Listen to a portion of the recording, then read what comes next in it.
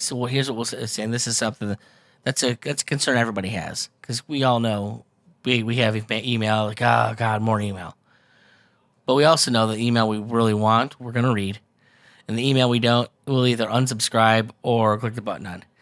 Now, if I unsubscribe, the chances are I wasn't gonna buy the next book anyways.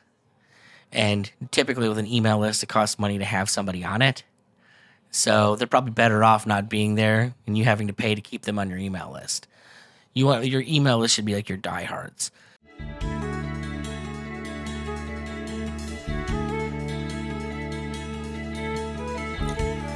Do you feel continually let down by modern media?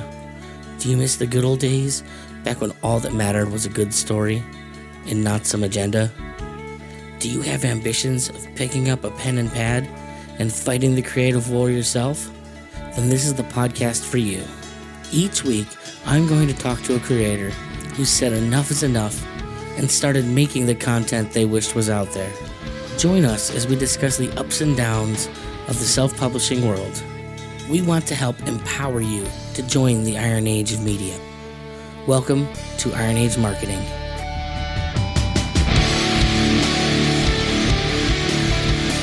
Welcome, everyone, to another episode of Iron Age Marketing. I'm Nicky B here, as always, and our guest today is Donal DeLay. Is that all correct? That's right. Right on. Well, why don't you tell us a little bit about who you are and what you do there, Donal? Well, I'm a cartoonist in Florida. It's my full-time job. I'm currently working on a book called No Cover about John Malin.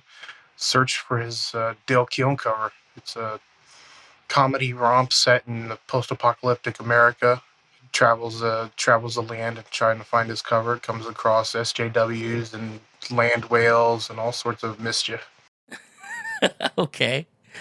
What inspired the book? Like, what's this all come from? Why'd you take that direction with it? The writer Sierra Whiskey came up with the idea because John Malin had been waiting for his cover from Dale Keown for a year or so, and he just thought it was funny. He came up with a 2-page little short story for John's character to go to the post office and rip open a mail truck and find out that his cover was sent somewhere else, and we just kind of rolled with that after the fans on Twitter said to make something else. I mean, not make something else, but make something else of it. They said this is the thing that you need to be doing right now. Yeah. Right on. I'm curious, is this the first thing that you're putting out there in front of people, or have you been doing this, been a cartoonist a long time? Obviously, you say you're a professional cartoonist, or... I've been doing this for a while. It's not the first thing I've put out. I put out my own book called Brutas The Badass, books 1 and 2, about a bounty hunter that has no memory. And I did Dracula with Clint Stoker, Dracula adaptation, and Cash Grab with Cecil. Okay. What is your inspiration? Because it's kind of all over the map on like themes and ideas. What I guess where did you come from in your own like reading to kind of lead you down those paths? I don't know, man. Being a cartoonist kind of takes you everywhere. People come at you with scripts, and you just pick the one that you like. I just happen to want to work in different genres. I work in different styles too, so it helps. It helps a little bit to be able to work in different genres when you do that. Okay, and I always have to ask this question because it's such a weird job for anybody to have. But how do you find your way to cartooning in the first place? You kind of fall ass backwards into it. That's how it happened with me. I'm curious what that means, because I frankly at one point wanted to be a cartoonist and couldn't find a way to make it happen. So, well, I just started posting. The way it started for me was back in the day. I just posted random pictures online, fan art, things like that. And then I said one day that I wanted to work with Justin Jordan, and he liked my art and said, "Let's do it." And we ended up doing a book for Image called Death of Love, about a guy who takes a random drug at a club and ends up seeing Cupid everywhere. And it just kind of snowballed from there about getting jobs. Interesting. I mean, name drop image. That's a good pedigree, right? It can be. Okay, that's true. So you do primarily work for other people. You said you do have your own book, Brutus. What's the difference between like working on your own book and working with someone else? As far as like, obviously restraints on creative freedom are going to be there. Do you have a preference as to one or the other? The biggest difference for me is money. Working on other people's books, they pay me to draw them. Working on my own book, I have to do it for free until it makes money. So that's the biggest difference. And as far as preference goes, I don't think I have one. I like the creative freedom of working on my own thing, but I also like the restrictions of a script from other people, and I like paying my bills. That is the great old fashioned motivation of being able to eat when you're done. Um, so I'm curious to know more about this your book. Was it The badass. Brutus the Badass? That's just a fun name to me. Is it is comedic as it sounds in like style, or what's the idea behind this? It's a comedy sci-fi action comic. It was my love letter to books like Lobo and Deadpool and things like that. This comedy action romps that are over the top and don't take themselves too seriously. I've never wanted to see a comic book character in like film more than Lobo, and I'm terrified that if they actually tried to make that movie, how awful it would be, especially after seeing what they did with him in the New 52. I I just I love I love that classic, just the idea of like a space biker from hell. The Simon Bisley run and Keith Giffen stuff, Alan Oh, Daly it's the best. or Alan Grant. Yeah, it's that's the good stuff. I'm a little wary of them announcing that movie too because I really want to see it. I want Jason Momoa to be Lobo, and I want to see Michael Bay direct it. Oh, that'd be. I don't even like Michael Bay, but like it is kind of the only guy you want to do something that's that bombastic. He's perfect. He makes movies for 14-year-olds, and he's got fart jokes in all of them. It's kind of perfect. Let's actually have a the last thing I got. I have Lobo versus Superman that they did like a three book run a year or two ago. That was it's fun, but it's not like it's not the classic Lobo. You can't do a classic Lobo anymore, really. Sadly, but sidetracked with my own nerddom here. You were telling me about Brutus the Badass. So tell me more about Brutus. Yeah, well, he's kind of in that vein, and he's a bounty hunter who woke up one day with no memory of his past, and he runs around with a little robot sidekick that thinks it's human, just causing all sorts of mischief. It is what kind of world is this set in? You said post-apocalyptic on this one too, or No, this one's set in outer space, all sorts of different worlds. okay. I have to ask: is this a motorcycle kind of book or space bike, or we're not full ripping off? His spaceship is like a souped up, diesel powered, cranked up version of a 1956 Chevy Bellaire. I love it. And I'm just imagine like a stream of the most toxic fumes traveling behind it everywhere it goes. Basically. Right on. Um, how many books do you have in that series? 2 so far. Two so far. Do you have We're an I? thinking about. Sorry. No, you're good. How many do you plan on working on it? We have it planned as a trilogy, but we're not sure when the third one's going to come out. Well, I mean, when you don't know when you get paid for it, it sometimes affects when things come out. I got 2 books that hired me to do work for them before I can get to Brutus. I'm already in my head, by the way, thinking of like the marketing side of it's like, oh man, you're already 2 books deep and you got to throw in. How are we making this happen here? Um, so now I'm curious because like I don't get as many comic creators on here as I'd like. Um, most of the people I talk to are end up being like pulp fiction writers.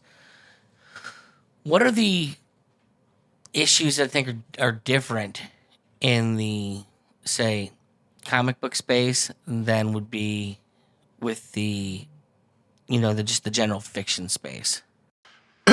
Um, I don't know if I could tell you that because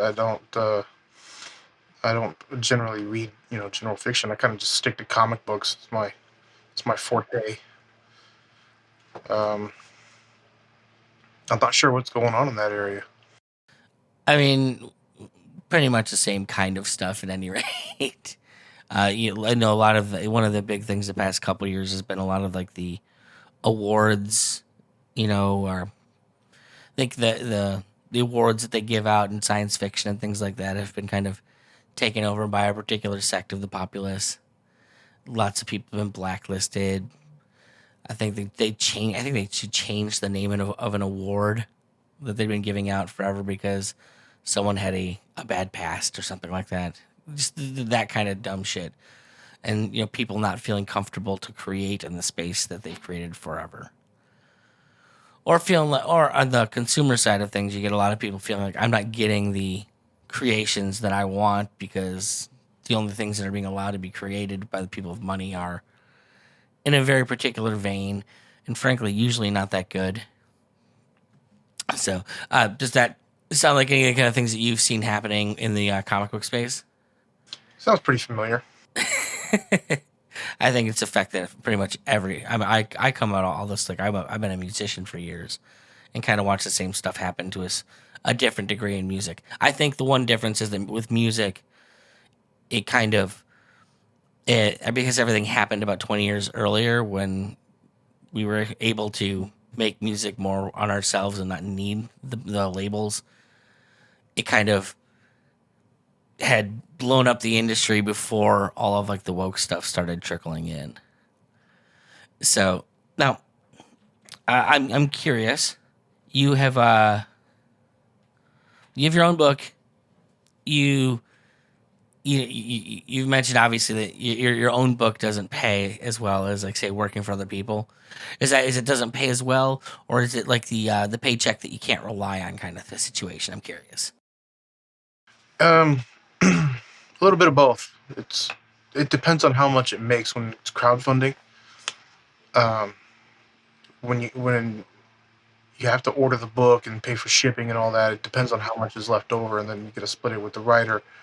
So it depends on what's left over, if how good the paycheck is. But I get paid in one lump sum from that, as opposed to you know uh, getting paid per page on someone else's book. So I know I hand this in. There's a paycheck coming my way because it's not mine. Um, when you're doing the crowdfunding thing, what does the lead up experience look like to that? You create the book like ahead of time, start the crowdfunding to see if you can get it paid for. How does that work? In a perfect world, you'd have the book done before you crowdfund, but nowadays it's you're crowdfunding to get the book done. So you do a couple of pages on spec to put up on the website in order to get funding to do the book. Okay, and I'm curious why you say that in a perfect world. Um, like so for my and from where I'm at as a marketer, like if I have someone who's going to be producing a book, I would say you should start promoting at least 6 months before you ever finish the book, because you should be spending all of that time getting people hyped up for the thing that's going to come. Like the idea is that you want to have people salivating kind of in a frenzy for the day that man, can I finally go push this buy button for this thing? Spending that time building up email lists and getting people kind of into your space. If you're doing it right, getting people out there actually promoting for you is the thing you really want to try and leverage. Yeah, and the beauty of it being is that you don't want to sink, I guess, find yourself sinking a lot of time and energy into something that doesn't look like it's going to move anyways. So I'm just curious on like, why you feel like that in a perfect world you'd have the whole thing done. That seems like you're doing a whole hell of a lot of work for nothing at that point. Like just hoping that things will kind of come through at the end. Yeah, it's it has the benefit of having it done has the benefit of letting backers know that this book won't take as long to come out. It'll take 2-3 months, however long it takes for the printer to get it done and to you. As opposed to like I had Joe Ball on with his book Death, Death, Death. It's, you know, he said it's 300 pages and he's been working on fulfilling for 2 years because he's still got to finish the damn book. Right, right. So if you have it the other way around, when you're funding to produce the book, then the backers have to wait that time. They have to wait that production time, and then they also have to wait for the shipping time. So it's just added time on it. So why I say in a perfect world that the book would be done so that there's less time for the backers to wait. So you're thinking of it as a perfect world for like the consumer themselves, so they don't have to feel like they're Correct. getting dicked around. Okay, that's actually an interesting thought. I wouldn't have considered it. I guess I spend so much time on the other side of things. Like, well, how do we not do as much work as I can without making money for it? Because I got a wife and a kid, and I got to pay for food. You know. um, in the past, obviously, you've gone through some crowdfunding cycles. What has that looked like for you? Like, how do you prepare for that, or what do you know that you need to have ready for that to start?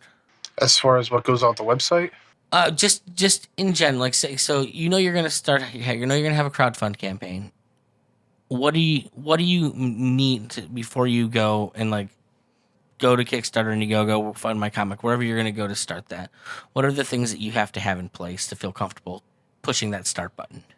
well, you have to have at least 5 pages to put on the website to show people what they're going to get into. It can be random or they can be sequential. Um, you have to have a good synopsis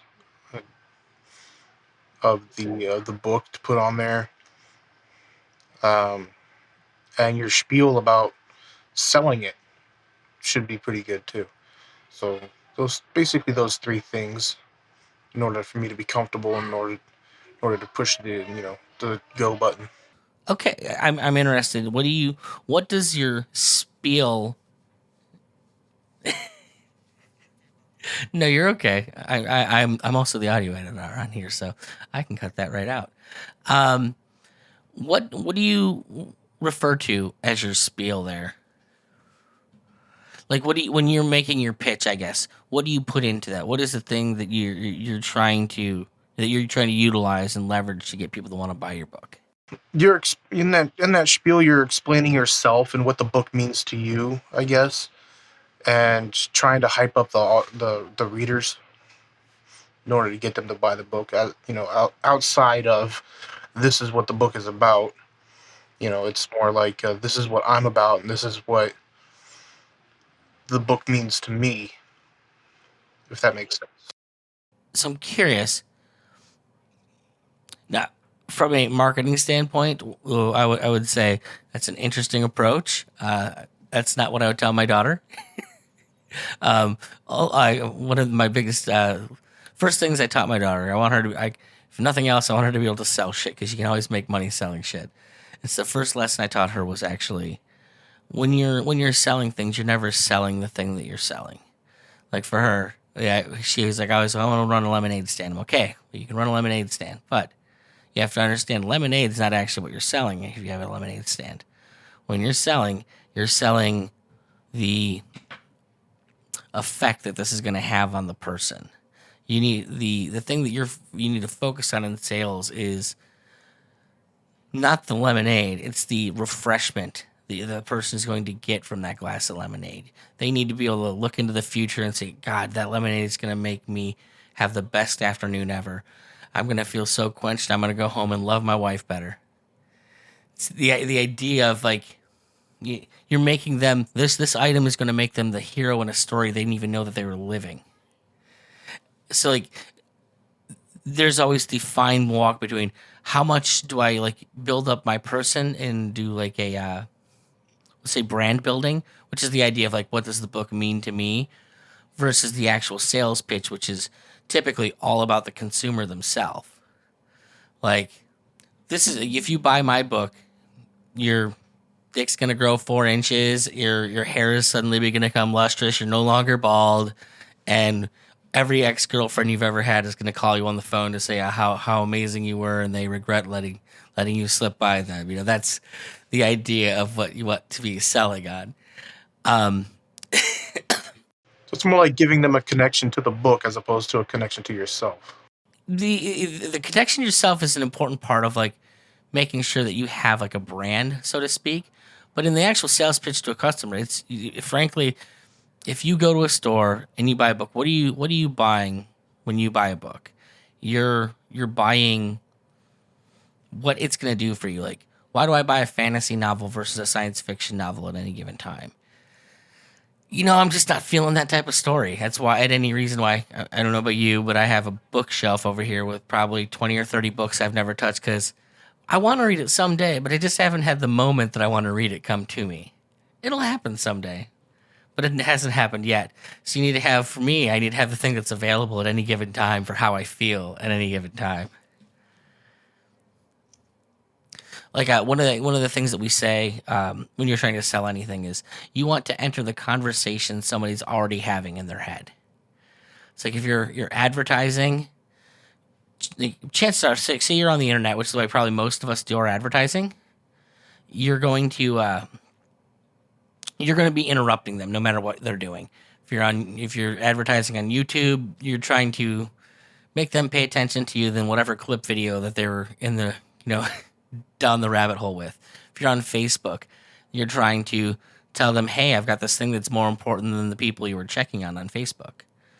So you need to be able to interrupt what they're doing and kind of click in there. And the best way to do that is to it's why people like politics so much, is because it's a real easy way to to enter the thoughts that you're already having. Like, if you're selling something in a desert, clearly the thought that everyone's having is, God damn, I'm thirsty. So, like, if you're putting out a book, like, the thing that I would ask is, what does this book offer that nothing else is offering right now?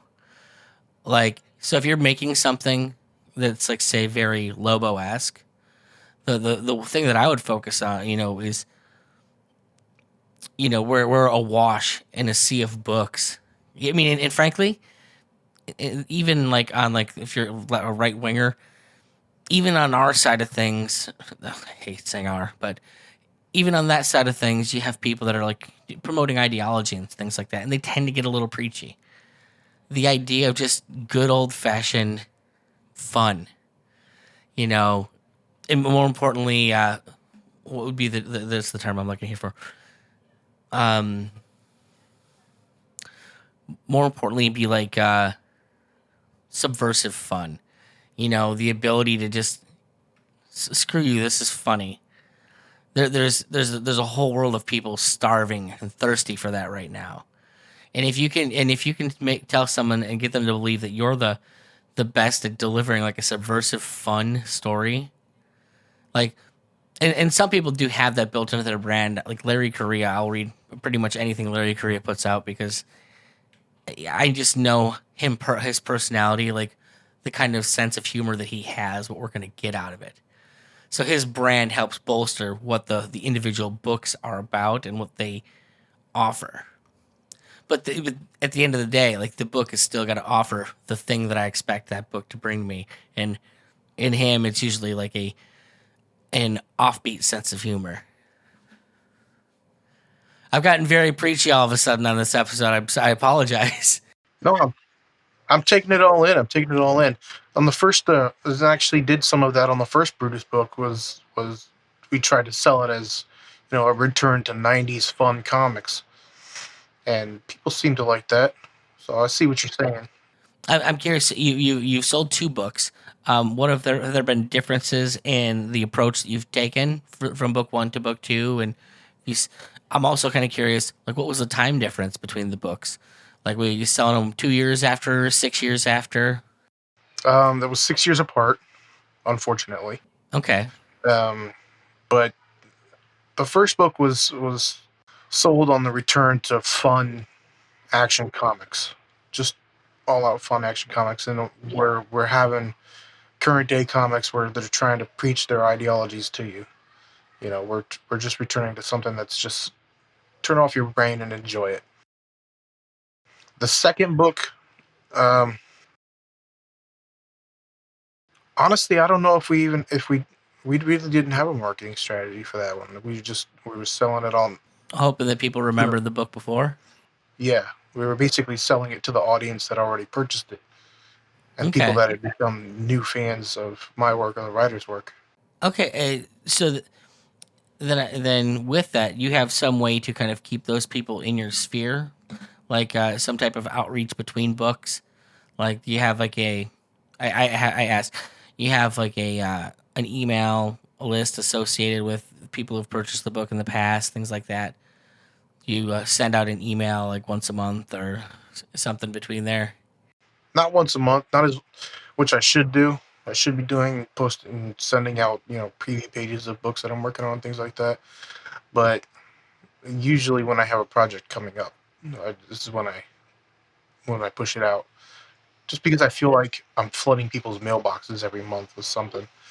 So here's what we'll say, and this is something that's a concern everybody has, because we all know we have email, like, oh god, more email.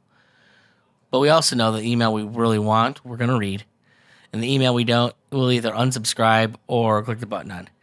Now, if I unsubscribe, the chances are I wasn't gonna buy the next book anyways. And typically with an email list, it costs money to have somebody on it. So they're probably better off not being there and you having to pay to keep them on your email list.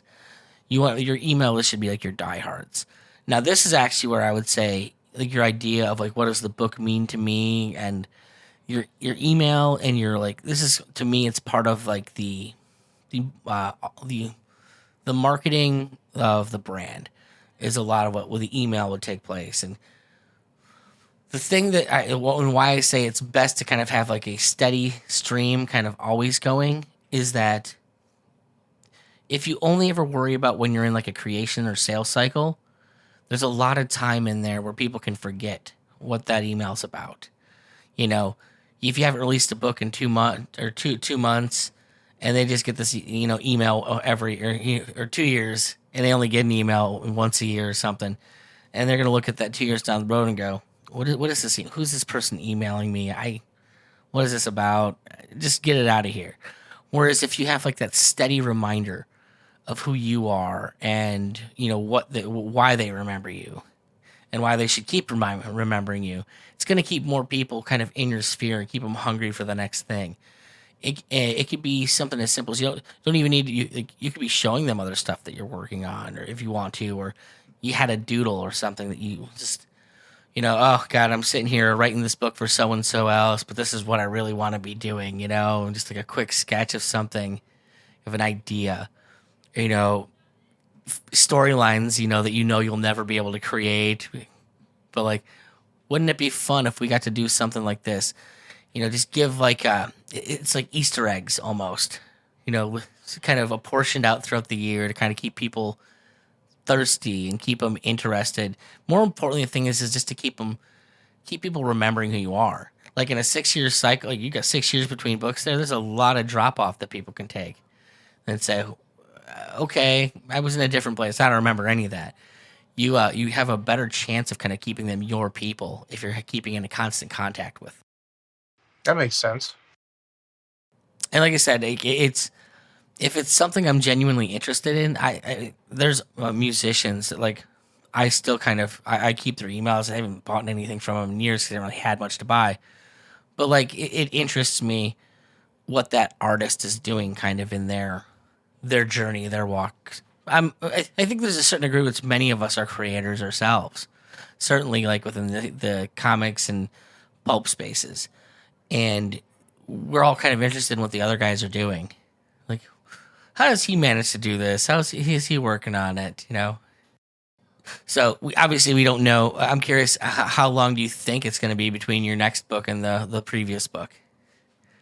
You said you've got 2 other projects you're working on before that, but I don't know. I don't know how that actually looks like time wise. Well, the one I'm currently working on should be coming out in September, and then after that, probably a year later for the next book. And then I would say another year. Okay. And so like that'll be like it's like it gets 6 years between book 1 and book 2, and then let's add another 4 years between both the previous book and this book. So 10 years from one end to the other. Wow, when you put it like that, that's a lot. Wow. Well, it is, but you know the one thing you can focus on. I mean, and I will say this. So I grew up listening to Stephen King, and the Dark Tower books were my thing. And he'd release one. Honestly, it probably a cycle like you're talking 6 years from one, 4 years to the next. If we got one every other year, we were having a good a good run of things. But there's something we said, like I still wanted that next thing to come out. I needed to know what happened. I needed to know where we're going. But is also something to like that journey, no matter where you come into it and where you end at. There's something to kind of be cherished and savored about the time we've spent together. Like if you get people to buy book 1, book 2, book 3, that's a decade that people have kind of spent with you on this journey. And that's something else to kind of be worth thinking about. It's like, you know, it's like a friend. We don't talk all the time, but when we talk, it's really important. You know, it's something that we have together in this small way. I guess just a couple different ways to be thinking about time. Yeah, you're kind of like blowing my mind here. Well, out of curiosity, do you have any questions? Since I'm sure you don't talk to a lot of people who are into marketing all that often. Any questions you'd have, like just outright for me? Not off the top of my head. I mean, I can't. Like I said on Twitter, I'm not very good at this stuff, so I wouldn't even know where to begin to ask. Well, hopefully we've given you kind of some things to think about today. Definitely. All right. Well, while we have you here, where can people go and pick up the 2 books that you do already have? Well, campaign funding is over for that, so they'll have to go to Iron Age Marketing. NASA Robotic 13 on Twitter to see about getting those books. They can buy a digital copy off of my Gumroad, Donal DeLay, Gumroad.com. Okay. Right on. And they can get Dracula there as well. Awesome. Well, we'll make sure to have those links put up for people, and we'll try and get you some traffic out to the site, man. Cool. Thanks. You have yourself a good one. You too.